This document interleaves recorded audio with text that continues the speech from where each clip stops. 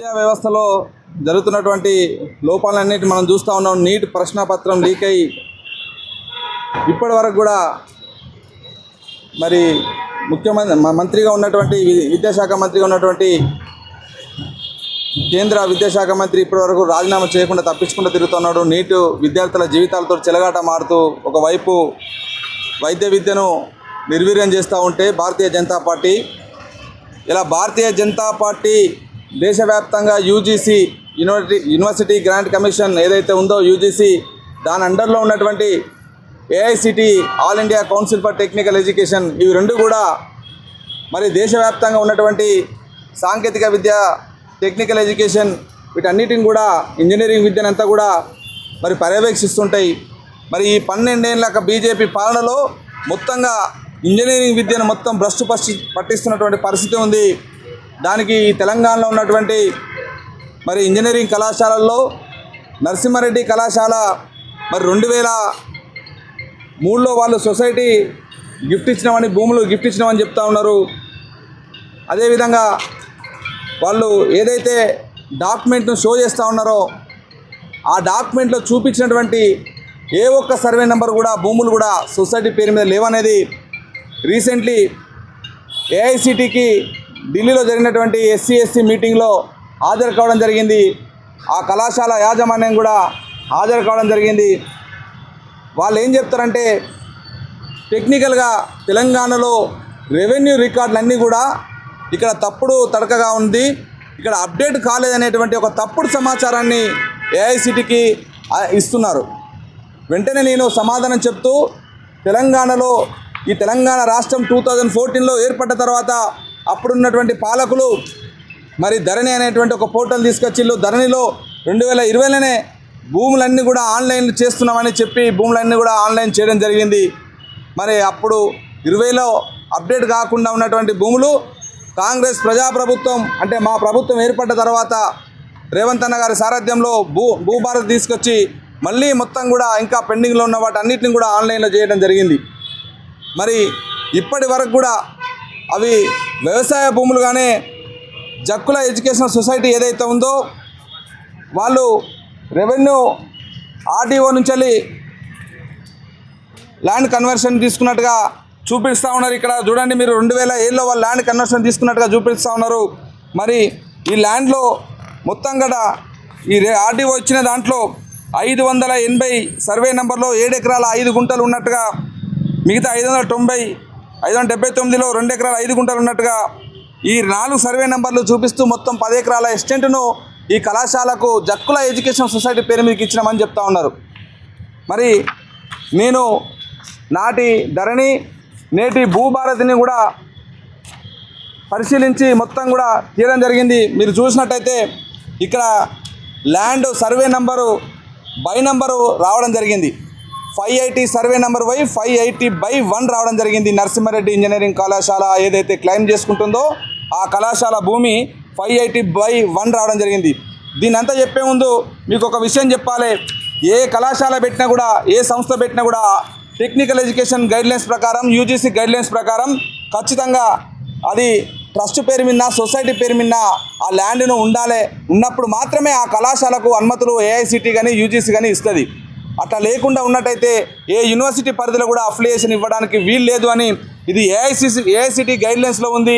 State university గైడ్లైన్స్లో కూడా అదే విధంగా ఉంది.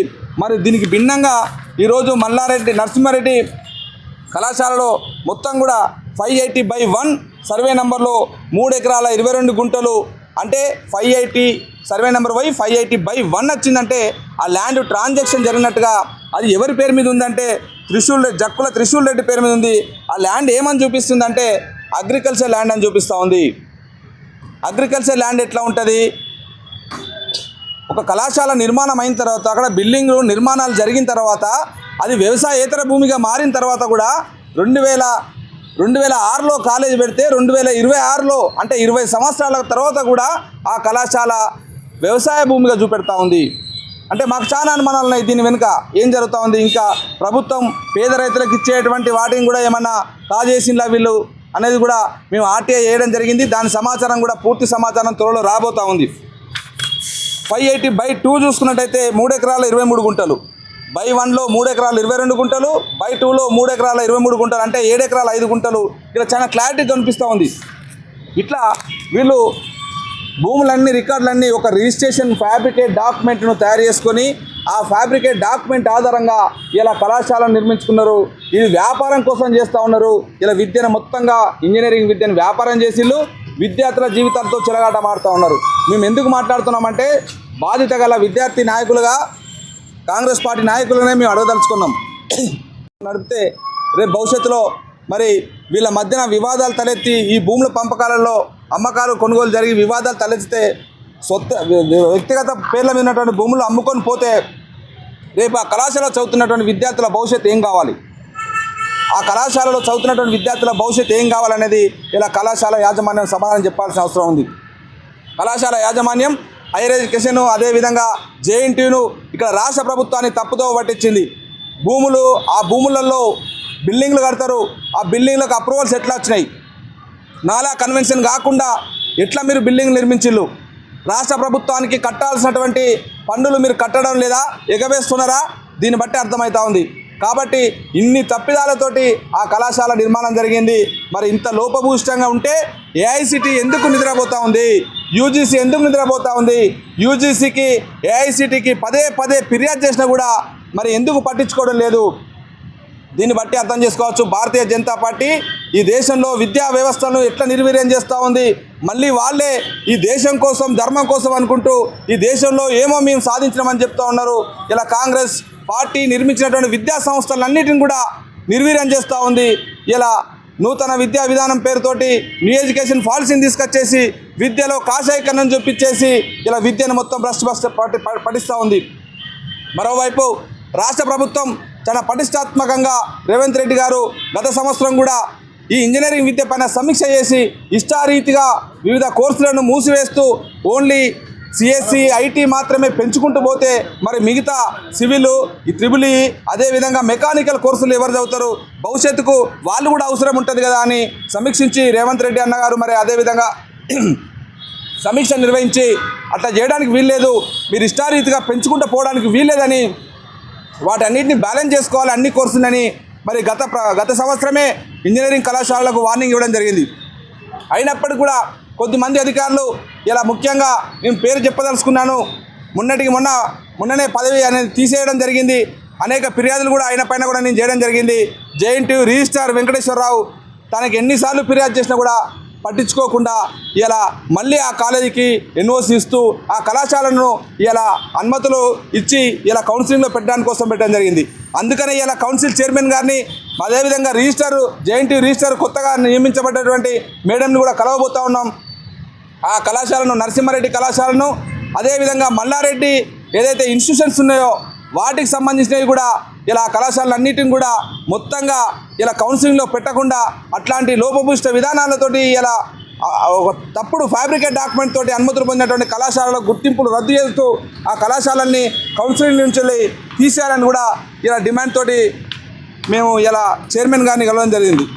మల్లారెడ్డి కాలేజీ ఇలా పాలమ్మినా పూలమ్మినా అని చెప్తూ గత ప్రభుత్వంలో తన అధికారాన్ని అడ్డం పెట్టుకొని మంత్రి పదవిని అడ్డం పెట్టుకొని మరి ఇష్టారీతిగా 2020లో కరోనా సమయంలో మహిళా యూనివర్సిటీ కోసం అనుమతుల కోసం పెట్టుకున్నటువంటి ప్రపోజల్ని తను ఇష్టారీతిగా అధికారాన్ని గత బీఆర్ఎస్ ప్రభుత్వంలో అధికారాన్ని అడ్డం పెట్టుకొని దాన్ని కో ఎడ్యుకేషన్గా మార్చుకున్నాడు. రాత్రికి రాత్రే దాన్ని కో ఎడ్యుకేషన్గా మార్చుకొని అసలు ఆ ల్యాండ్ ఎక్కడ కూడా ఆయన పేరు మీద ఉన్నటువంటి ఏదైతే సొసైటీ పేరు మీద ఉండాల్సిన ల్యాండ్ కూడా మల్లారెడ్డి మీరు చూసినట్టయితే చామకూర మల్లారెడ్డి ఈ సర్వే నెంబర్లన్నీ కూడా అగ్రికల్చర్ ల్యాండ్ ఈ సర్వే నెంబర్లన్నీ కూడా తన యూనివర్సిటీకి సంబంధించిన భూముల కోసం వాడిండు. చామకూర మల్లారెడ్డి 23 గుంటలు అగ్రికల్చర్ ల్యాండ్ మొత్తం కూడా అసలు యూనివర్సిటీ దగ్గర తీసుకున్నటువంటి అప్రూవ్డ్ లొకేషన్లో కళాశాలను నిర్వహించకుండా ఆపరేటింగ్ లొకేషన్ ఇంకో చోట పెట్టడం జరిగింది. ఇదేంటి అని ఏఐసిటీలో మల్లారెడ్డి ఇన్స్టిట్యూషన్కి సంబంధించినటువంటి సెక్రటరీ మహేందర్ రెడ్డి మొన్న ఏఐసిటీ ముందు హాజరు కావడం జరిగింది. నేను కూడా ప్రత్యక్షంగా హాజరు కావడం జరిగింది. వాళ్ళ ముందు వీళ్ళు చెప్పే సమాధానం ఏంటంటే తెలంగాణ ప్రభుత్వం తెలంగాణ రెవెన్యూ అధికారులను ఇలా కించపరిచే విధంగా ఇక్కడ అస్తవ్యస్తంగా ఉంది, రెవెన్యూ రికార్డులు సరిగా లేవు, ఆన్లైన్ జరగడం లేదు, ఆన్లైన్ జరగకపోవడం వల్లనే ఇప్పటికీ మాది వ్యవసాయ భూములు కనబడుతున్నాయని ఇలా వాళ్ళు చెప్పుకుంటున్నారు. నేను మొత్తం పూర్తి ఆధారాలతోటి గతంలో మల్లారెడ్డి ఏదైతే బీఆర్ఎస్ ప్రభుత్వంలో ఉన్నాడో ఆ ప్రభుత్వంలో వాళ్ళు తీసుకొచ్చినటువంటి భూభారతి రికార్డులను, ఇప్పుడున్నటువంటి కాంగ్రెస్ ప్రజాప్రభుత్వం తీసుకొచ్చినటువంటి భూభారతి రికార్డులను, ధరణి రికార్డులను, భూభారతి రికార్డులను రెండు కూడా ఏఐసిటి వారికి చూపించడం జరిగింది. చూపించిన తర్వాత వాళ్ళు మొత్తంగా ఆశ్చర్యానికి గురై ఏంది ఇంత తప్పుడు తడకగా ఎందుకు మీరు ఎట్లా మీకు అప్రూవల్ ఇస్తున్నారు అని ఏఐసిటి అధికారులను కూడా అక్కడ ఉన్నటువంటి మేడం ప్రశ్నించడం జరిగింది. వీళ్ళు పూర్తి డాక్యుమెంట్ ఇవ్వకుండా ఏఐసిటికి హైడ్ చేస్తూ వస్తున్నారని నేను చెప్పడంతో పూర్తి డాక్యుమెంట్ 3 వారాల లోపల నాకు సబ్మిట్ చేయాలని ఇలా ఏఐసిటి మల్లారెడ్డి ఇన్స్టిట్యూషన్స్కి వార్నింగ్ ఇవ్వడం జరిగింది. ఈ 2 వారాల లోపల ఆ పూర్తి డాక్యుమెంట్ రావడం జరుగుతుంది. మొత్తం కూడా ఆ భూ వ్యవహారాలన్నీ కూడా సొంత పేర్లతోటి, పహానీలలో కూడా సొంత పేర్లతోటి, ఎక్కడ కూడా మల్లారెడ్డి ఎడ్యుకేషనల్ సొసైటీ పేరు మీద భూములు లేవు, సిఎంఆర్ ఎడ్యుకేషనల్ సొసైటీ పేరు మీద భూములు లేవు, చంద్రమ్మ ఎడ్యుకేషనల్ సొసైటీ పేరు మీద భూములు లేవు.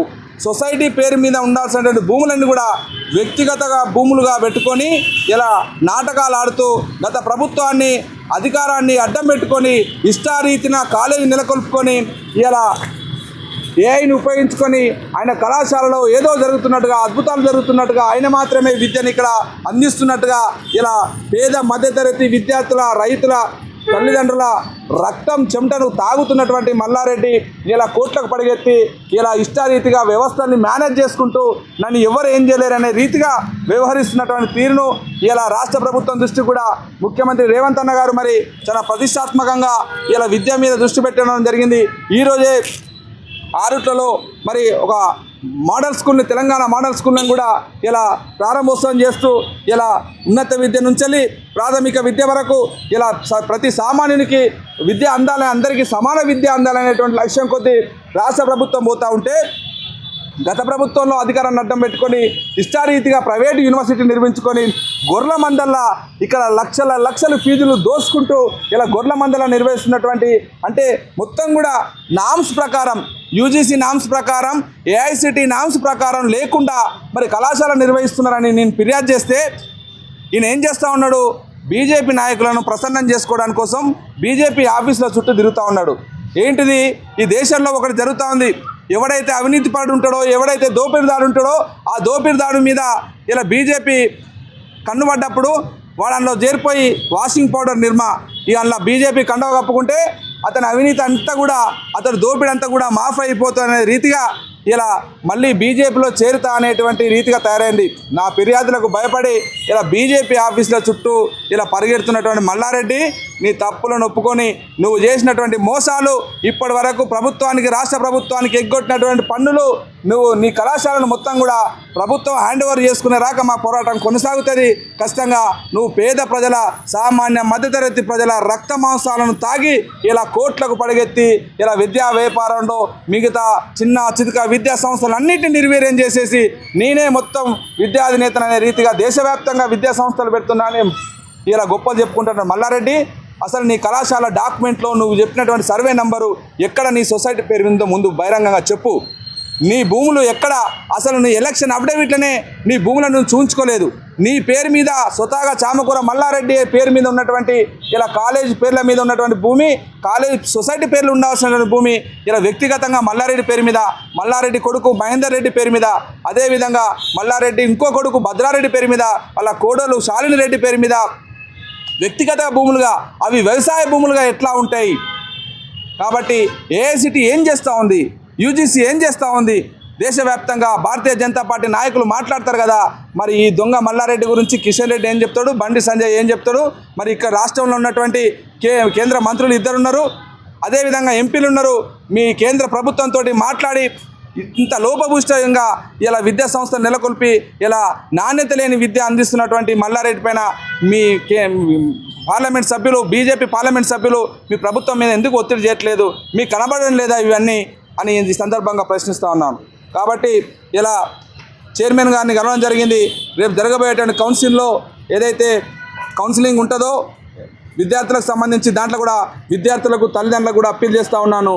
ఇట్లాంటి తప్పుడు ధృవపత్ర పత్రాలతోటి అనుమతులు పొంది నిర్వహిస్తున్నటువంటి మల్లారెడ్డి విద్యా సంస్థలు, నరసింహారెడ్డి విద్యా సంస్థలు, మరొక 2 సొసైటీలు కూడా అదే విధానాలతోటి ఉన్నాయి. త్వరలో వాటి బండారం కూడా ఆర్టీఐ ద్వారా వేయడం జరిగింది. వాటి బండారం కూడా బయట పెట్టబోతా ఉన్నాను. అవి కూడా పూర్తి సమాచారం వస్తుంది. మల్లారెడ్డికి సంబంధించినటువంటి మొత్తం పెద్ద ఎత్తున జరిగినటువంటి ఫ్రాడ్ ఏదైతే ఉందో ఆ ఫ్రాడ్ త్వరలోనే మేము కోర్టుకి ఇడ్చబోతా ఉన్నాము. ఆ కోర్టులో మీకు త్వరలోనే మీరు వార్త చూడబోతారు. ఇంకొక వారం లోపల మనకు సమాచారం రాగానే దాన్ని కోర్టులో మీరు చూడబోతారు. ఏం జరుగుతుంది, ఆయన చేసిన అవినీతి ఏంది, అధికారాన్ని అడ్డం పెట్టుకొని ఏ రకంగా బీఆర్ఎస్ పార్టీ నాటకాలు ఆడింది, ఈయన అవినీతి ఇట్లా ఉంటే ఇంకెంతమంది ఇట్లా అవినీతి పనులు తిమింగలాలు ఉన్నాయనేది మొత్తం కూడా బయట పెట్టబోతా ఉన్నాం. కాబట్టి ఎట్టి పరిస్థితుల్లో ఉపేక్షించలేదు. ఇట్లాంటి అవినీతి పనులను బండారం బయట పెట్టాలనే ఉద్దేశం కొద్దీ ఈరోజు కౌన్సిల్ చైర్మన్ గారిని, రిజిస్ట్రార్ గారిని కలవడం జరుగుతూ ఉంది.